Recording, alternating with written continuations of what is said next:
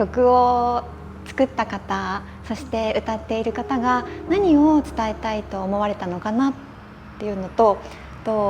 私にフラを教えてくれている先生が何を私に伝えたいと思われたのかっていうの